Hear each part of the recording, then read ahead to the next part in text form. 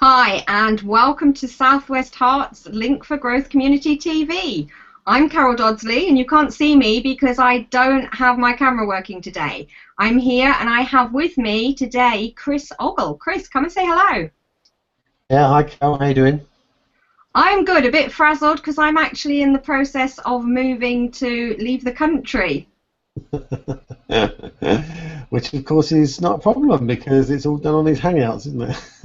Yeah, exactly. We'll make, because I've had so many people say, "Oh, Carol, what are you going to do about your work? Are you still going to be doing this? Oh, are you leaving Link for Growth? Are you not going to be doing education?" It's like, no, all I need is a glass screen, and I'm absolutely fine. So nothing will change except over the next 3 or 4 weeks. I am just chock-a-block with packing and moving. Brilliant. Okay, well, all the best for that. Yeah, I probably need those all the bests. Okay, let's talk about SW Herts. First of all, because I know there'll be a lot of people there thinking, and this isn't the order of the list that you said, but people will be thinking, hang on a minute, isn't it normally Alex Murray that does SW Herts Community TV? Why have you got that Chris guy on there? Yes, the plot thickens. Well, earlier in the week, in fact, it was probably over the last weekend. Alex has basically decided to step away from Link for Growth, not because he doesn't like what we're doing or doesn't support it, but he has to focus on his law degree that he's working on. He went back to commence this year's university course at the middle of September, and he initially thought that he would be able to keep both things running, albeit on a reduced level for Link for Growth, but he's got exams coming up, and he just wants to focus on that, so he stepped away for a little while. So I've stepped back into the breach to continue the good work and make sure that all the work he's done in the last year is just we just build on that stuff that he's already done, which has been brilliant actually. So well done, Alex, and good luck with the studying. Yeah, exactly. I mean, Alex has done so much, and he on the community TV and his blog and everything else. You know, he's really put a lot in. It's such a shame to see that he's had to take that step. But I know what it's like when you're doing your exams and things. It can get pretty hectic and over the top, can't it? So it's quite understandable why he made that decision. Absolutely, and you know, everyone in Link for Growth wishes him all the best for that, and I've no doubt we'll see him at the odd event as time permits. Exactly, and when he's finished his studies, maybe we'll see him even more. That'll be good. Okay, so did the newsletter go out? Well, yeah. Well, I mean, in fact, I've just written the SW Herts one actually this morning, but the national newsletter went out, so I hope everybody managed to get their copy of that. And as you'll probably see in that national thing, there's lots and lots going on within Link for Growth. Lots of expansion, lots of developments, great news on the education platform, which of course you're involved in, and loads of stuff with the TV, and actually there's a whole new structure that's being put in place to support the growth to 8 million people, which was always the plan. And you know, refocusing really on the core messages of Link for Growth. So if you haven't looked at it yet or you haven't seen it, I will post a copy of that up into the SW Herts district so that everybody has a chance to catch up with that, what's going on nationally as well, because it's good to see, it's good to hear what's going on across the country as well. Yeah, it's always good. I mean, we're very much focused on local and local community building, but it's nice to see what the other locals are doing, and you know, it's all part of what we're doing is to see what other people are doing and what's happening. It can also really inspire people from one area when they see something that's happening somewhere else, that they think, oh, hang on a minute, that could work really well for us. Yeah, I mean, that's one of the core messages that I'm just going to be posting up probably later today. Is, you know, that's one of the, you know, people can turn up to coffees or they can turn up to drinks, and they turn up and they think, well, that's nice, we had a good time, but what are we actually doing here? What's that? What's Link for Growth actually delivering on the ground? And it's quite easy to lose sight of that. And so, you know, I'm going to take a bit of time to sort of explain to people, you know, just coming along to a coffee being part of that, and then finding out and connecting with other people and learning, it's really important. Those conversations wouldn't be taking place without Link for Growth. So Link for Growth, although some of those things appear very, very light touch, they are really important, and sometimes it's necessary to go back and actually say, actually, we are doing something here. We're doing something really positive, and it really is helping. But you can very easily lose sight of those things.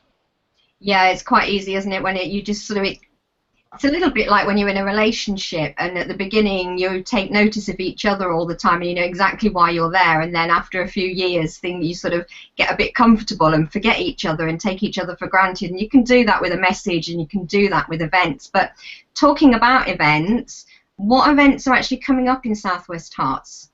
Well, we've got Cafe Loco on Monday. That's over in Moore Park. It's on the system as Northwood, but I'm a bit confused between that, because I think Moore Park is in Northwood, but it's a discrete area all on its own. But lovely little venue. It's run by a local guy, Matthew Bashford Hayes, and it's his coffee shop. And it's a really nice place. It's only the third time we've been there, but I'll be down there on Monday morning, so that's good. Starts at 10.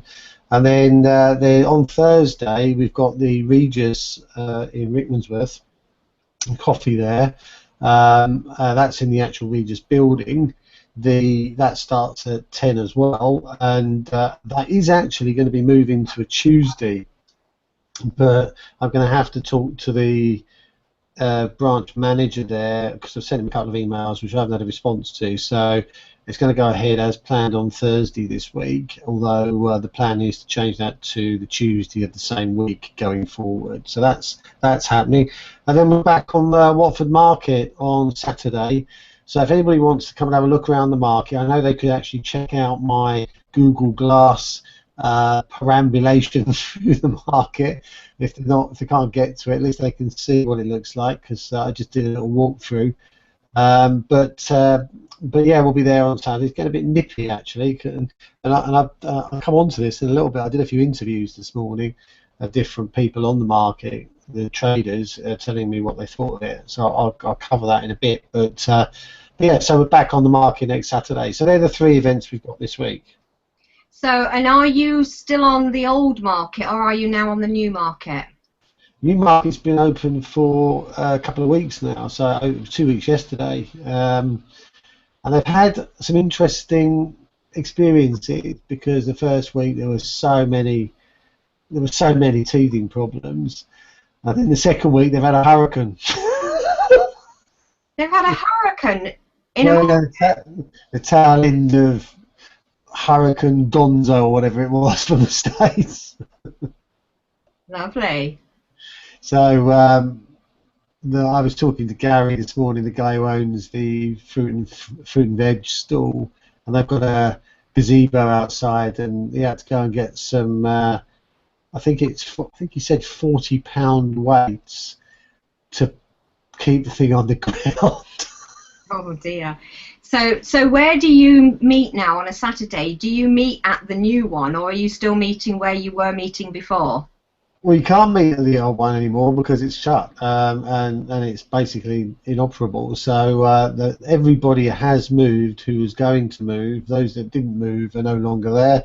So we're at the new market, and this was the second week. In fact, is it the second week or is it the third week? It might actually be the third week, yeah, because although it's been only open 2 weeks, it's actually the third weekend. And the first weekend it was quite warm.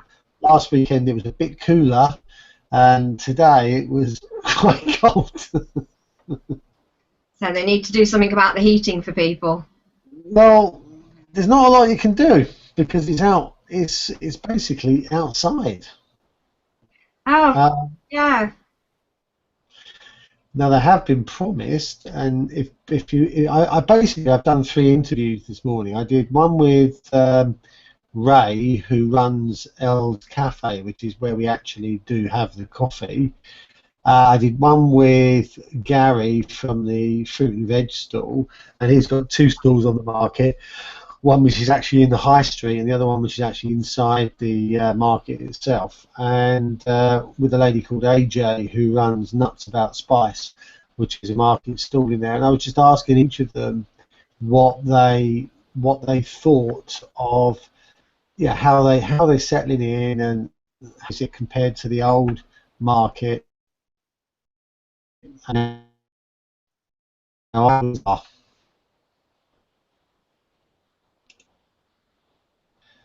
so, did you catch all of that? The very last couple of words we missed.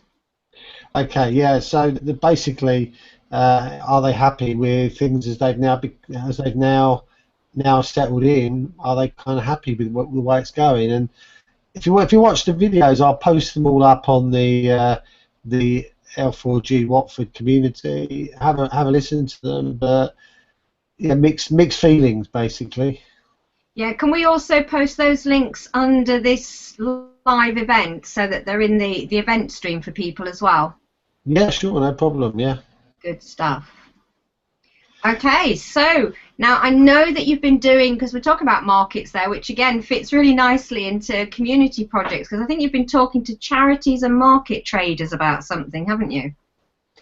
Yeah, I mean, this Friday, it's quite interesting. This Friday just gone, and this comes back to what happened to the market. I'll talk about communities and charities in a second, but one of the things that came out in the conversation this morning was the people from Town and Country who are now operating the market.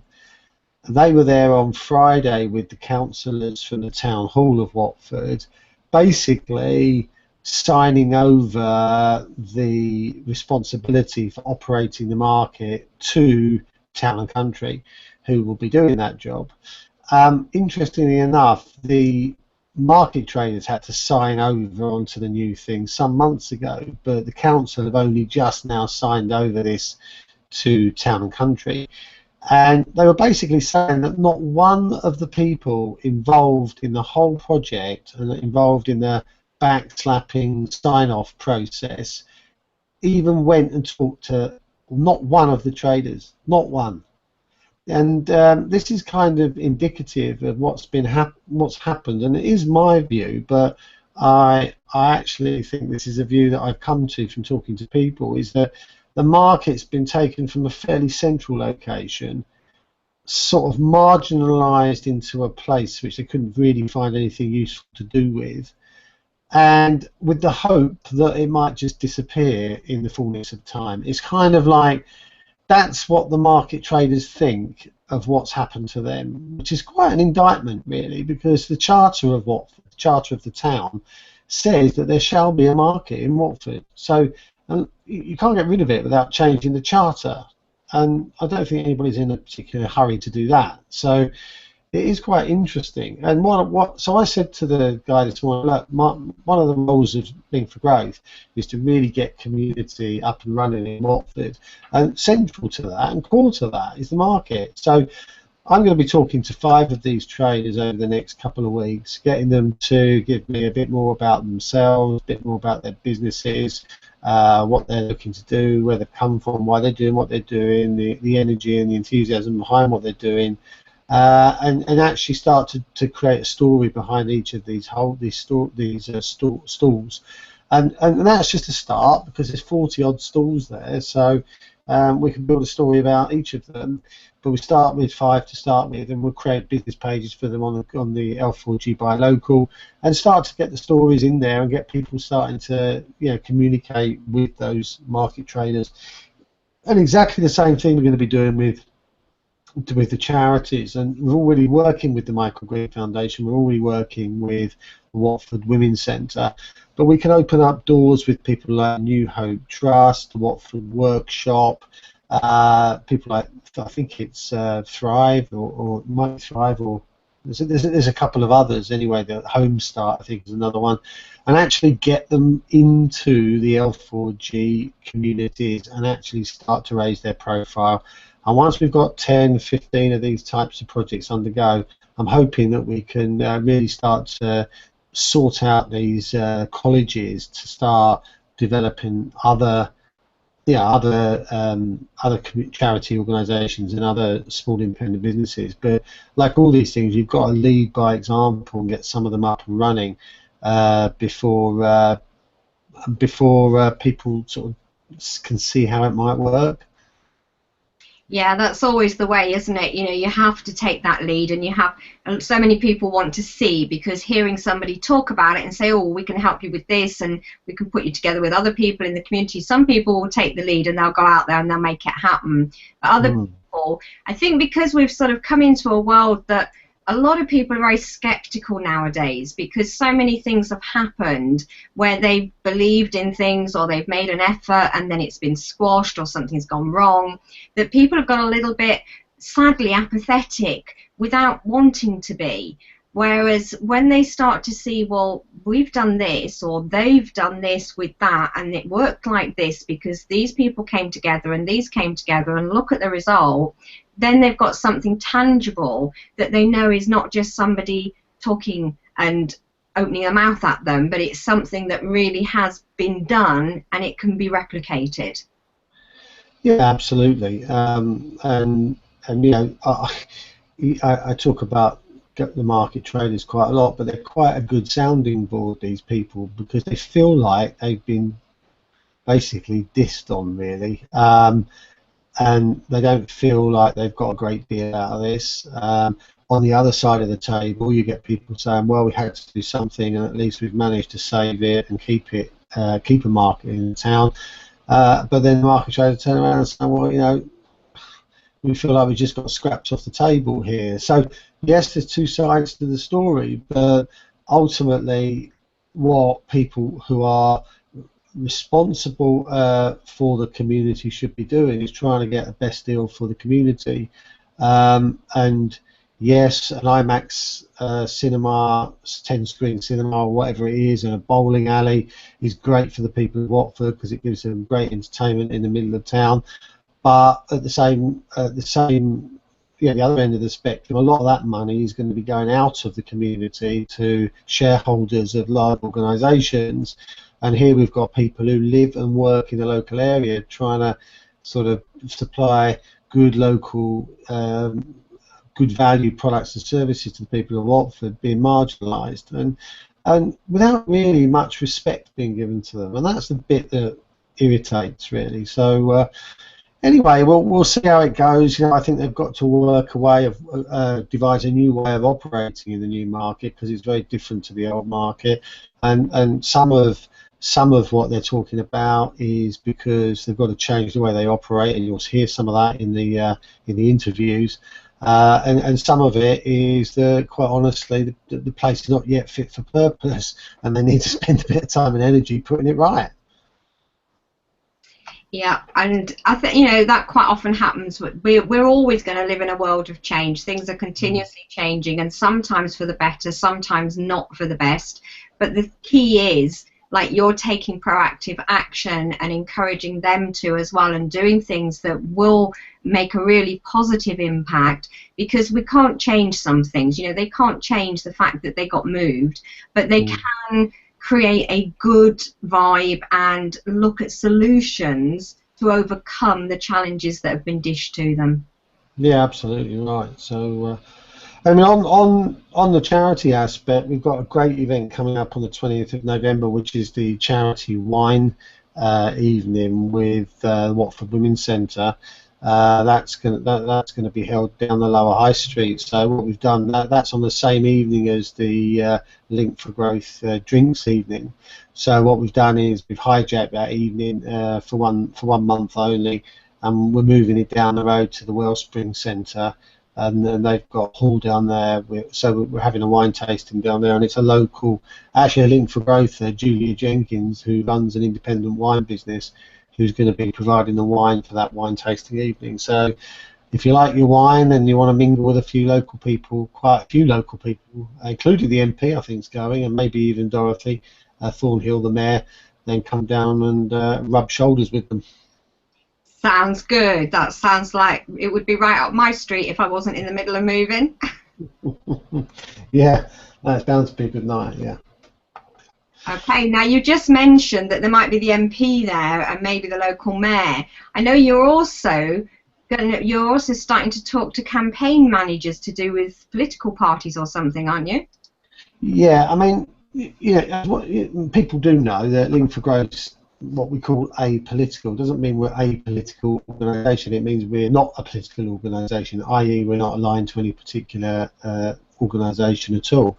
And interestingly, though, being an election coming up, it's a good opportunity for all of these local candidates to actually go and meet their constituents. Now, they do obviously walk around the streets and do the normal stuff, but there's a great opportunity with Link for Growth to have these candidates come on and do an interview, much in the same way that we did with Richard Harrington 6 months ago, where they can actually explain what they're all about and what they're doing. Now, we're not, obviously, except for any other reason, enabling them to talk to their constituents through a different mechanism.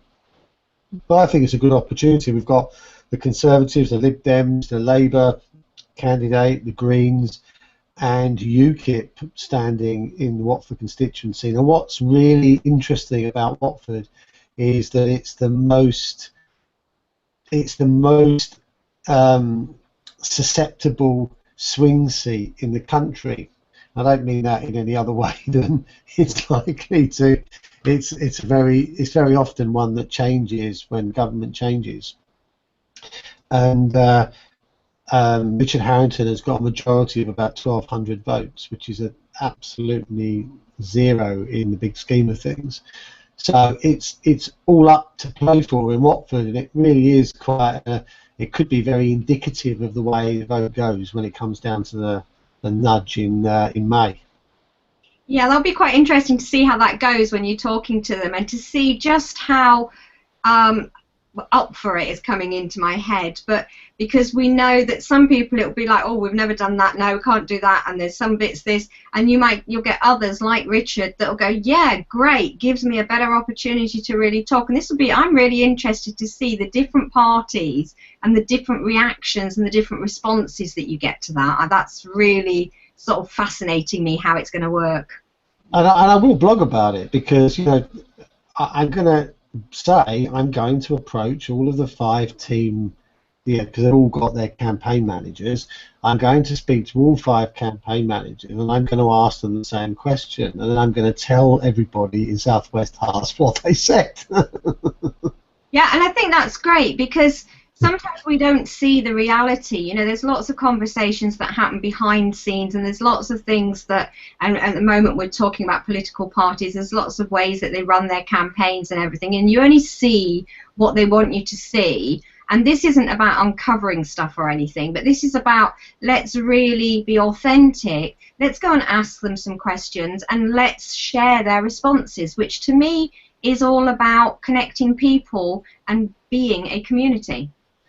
Yeah, absolutely, and I don't, to be honest, I don't have an axe to grind either way, but it's quite interesting. It's a very interesting situation, because Watford was Labour, it then swung to Tory Conservatives in the last election, but now we've got the added complication of Dorothy Thornhill standing as a Lib Dem candidate, the three times elected Mayor of Watford, so she's popular with some people.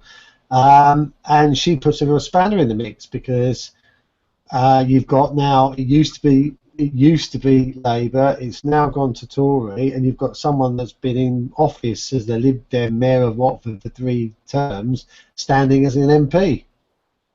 Very interesting, very interesting. So it's a particular interest, this one, because it has all sorts of connotations nationally. About how popular the Lib Dems are.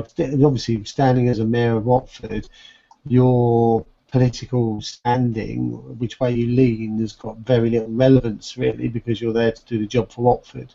However, standing as MP, she's got a lot of friends. Yeah, exactly. Quite true.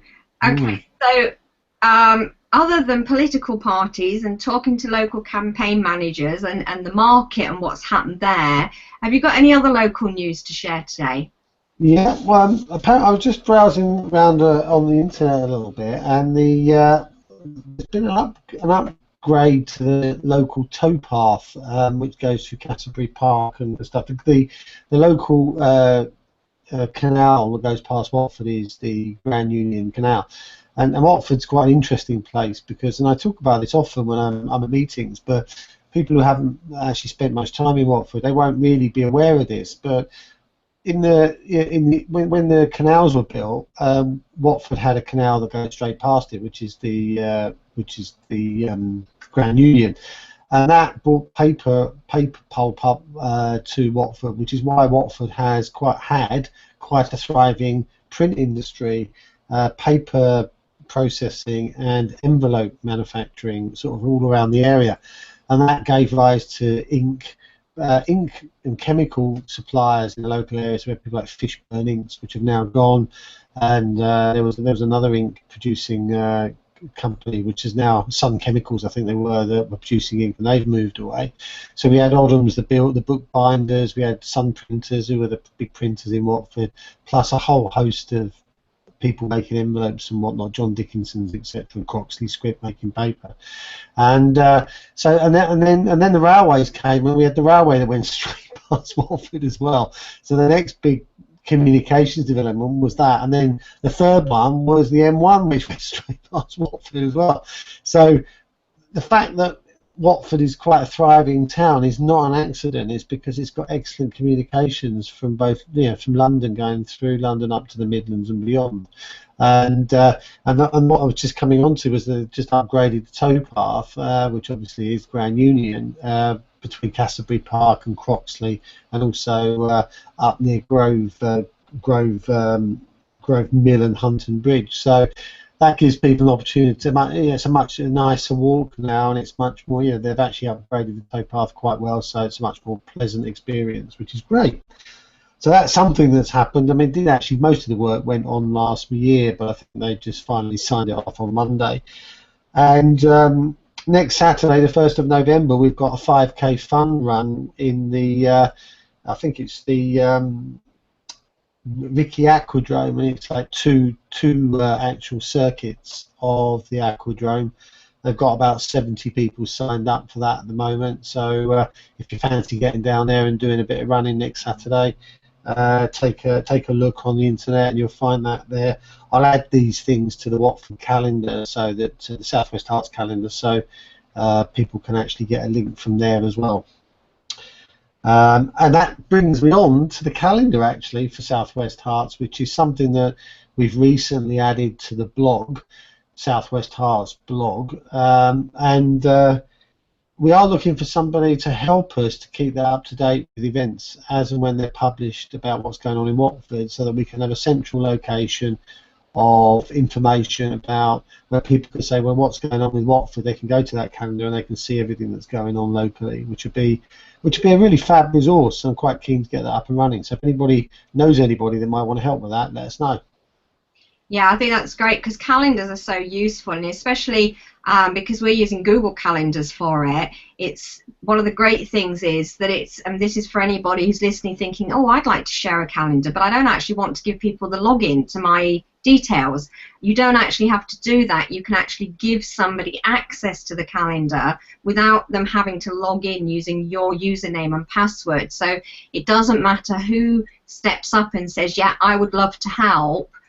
You don't have to worry that you're going to be in somebody's account and you might do something wrong and then you'll mess their account up. And also, if you're out there and you would like to share your calendar and have somebody manage your calendar for you, you don't have to give them your personal login details. Yeah, absolutely, and that's really the great benefit, and why we're using the platform is because it has so much flexibility, and it allows anybody that wants to do a little bit, like looking around, finding out what events are happening locally and popping them in a calendar. It's not a huge amount of work. It's something that somebody could do in 10 minutes in a lunchtime. It's a really easy bit of work, but it's got great community benefit. Yeah, exactly.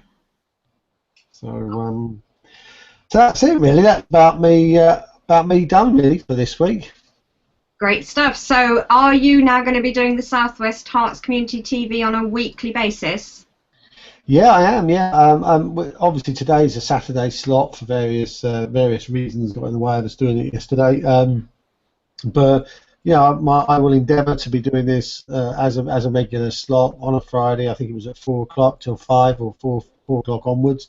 So that's the plan, is to continue with that. This week being a little bit of an exception, but yeah, and of course next Friday will be this show, but on Saturday I will be with your good self doing the first Saturday of the month will be the national show as well. Great stuff. And will you have new internet by then? There's a high probability it's supposed to be installed on Thursday, so fingers crossed and all that. Well, I shouldn't be saying that, but yeah, with a bit of luck and following wind, we should be all cracking. I believe they're putting a new line in on Thursday. That's what they've told. That's what I ordered. That's what they've confirmed. So we shall wait and see. But it might be all quick, shiny, and super next week. That would be quite amazing, Chris. Yeah, definitely. Okay, so that's it for today, and we will see everybody, or Chris will see everybody again next week, whether it's me co-hosting or somebody else, who knows. Watch this space. Absolutely. Cheerio for now.